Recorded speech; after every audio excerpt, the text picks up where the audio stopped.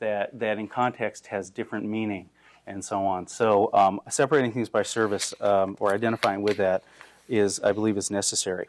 And at this point, when I've had a conversation with people about this, usually I get to this point and somebody says, well, that's not so hard. Just sit down and start writing patterns and weed out, you take those patterns, use them to weed out the things that they match, and then write some more patterns and do that until you're done. Well, that is a way to do it, but it depends on how many different patterns we're talking about. So people say just write them, but my question is, how many are there? And I think that if there's less than 1,000 different message types, it's feasible to write these patterns by hand. But if there's something on the order of 10,000 or more, it's not feasible to do it by hand. Even if you could, I think you would be committed by the time you were done. So I actually posit that there's something on the order of 10,000 messages. Okay, and based on some experience I've gotten with this, I think we're on that sort of order. And actually, some of my preliminary evidence for this is I sat down, since I'm able to separate stuff out by service, I took just SSH activity, and I sat down and said, let's see if I can write a set of templates that match SSH logs. I stopped at 83, and I wasn't done, that sort of thing. I was able to also identify through header parsing something on the order of 120 different services running on our network. So if I were to extrapolate, and I know I'm extrapolating from a single point here, but if I were extrapolating that there's something on the order of 100 messages per service, okay, that's something in the order of 12,000 different message types I'm dealing with. Somebody else wants to sit and write patterns for me and do this by hand, that's fine. But I think what we actually need is an automated mechanism for deriving this sort of stuff. Something that can take a batch of log messages, a big pile of log messages, which, gee, do I know anyone that has a big pile of log messages? Analyze them, compare them, and find messages that look similar enough, identify the similarities, identify the variations, and tag those two properties and produce templates from that. I'm not sure how to do that yet. I have a couple of ideas, but that's what I think I need. And that's what I need just so I can do what I really want to do, which is the data mining portion. So some assumptions that I'm working with, and also this is also derived out of talking about this before and seeing some of the arguments that come back. Often people come to me and say, well, how is your analysis tool going to identify the good logins from the bad logins, or the things that indicate intrusions from other things? It's not, what I'm trying to do is not. I don't need anything at this point that attaches meaning to what the messages are. I just want to be able to separate them. And once I can separate them, then maybe by hand I can do that, or something else can do that. Pattern discovery might tell me useful things. Sometimes it's combinations of messages that by themselves are normal, but in combination are something abnormal. So I'm trying to just identify and separate messages, not assign meaning to them. And Victor is probably going to tell me that I need to assign meaning to them to get anywhere. But this is what I think I'm trying to do. The other thing is that the other argument I come up with is people tell me, well, how are you going to make that efficient? And not with tequila, that comes in a second. I will worry about efficiency once I figure out how to do this, because I'm not convinced that it's doable. I think it's doable, but I'm not sure. And I'd like to know it's doable, and then I can worry about making it efficient. Plus, I have lots and lots of big computers that I can play with. So that's useful.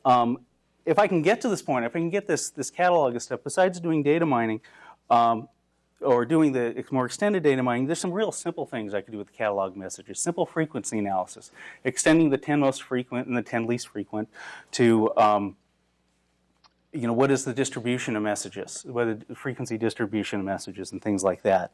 Like I said, it'd be useful for doing simple pattern discovery, just being able to separate messages. If I give each different message type a number, just identifying simple patterns of messages without going to depth of what their contents are, without even looking at IP address or anything, might show me some interesting patterns of activity in log files, especially in some cases if I correlate those with outside activity.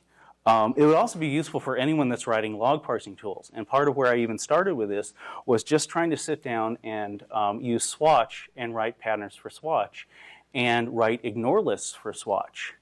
I wanted to put in all the things I wanted my log analyzer to ignore, and I realized I didn't know what those things were. And as I kept working on it, I kept finding more and more things. It became one of those it was kind of like trying to dig a hole in sand with a small scoop. I'd take a scoop out and it would seem to refill.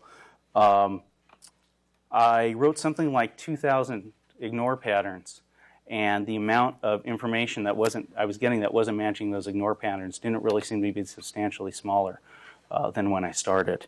And that's where I started going with trying to figure out how to automate this. Once I can get those patterns, things like classification and labeling and assigning meaning to this stuff, I think I can do by hand. If not, we'll find another way to do that. And once this is done for a batch of messages, the patterns don't need to be derived again. Everyone can use them. People can add to them. So I think it's a process that scales over time.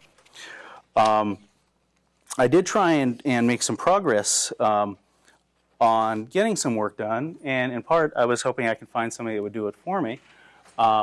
So I had a few conversations with Marcus Random, who started out with, I don't think you can do that, and they came back with, I think you can do that, it'll be pretty easy.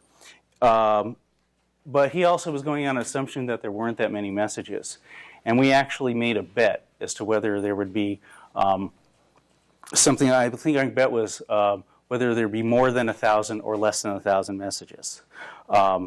He bet less, I bet more. The bet was a bottle of tequila. And he got far enough with the work that he bought the bottle. So what Marcus did...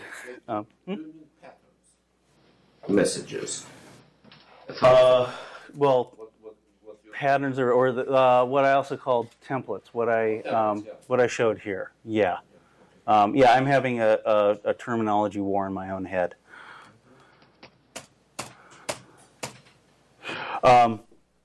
So what Marcus tried doing was, I would say, some basic statistical analysis of word position and frequency in messages.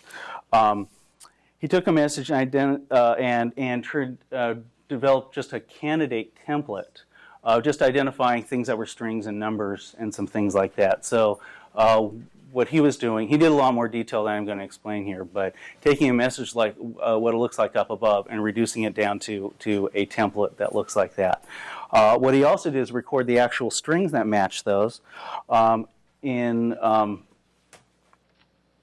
frequency tables. So this is position 1, SSH was seen 10 times and that sort of thing. In position 6, the username Abe was seen once, Joe was seen 4 times, that sort of thing. He ran this against a whole bunch of our data and then tried to write some tools that would go back and look at the frequency, say, gee, if I see, if I saw 10 messages and I saw SSH 10 times, I'm going to treat that as an invariant string.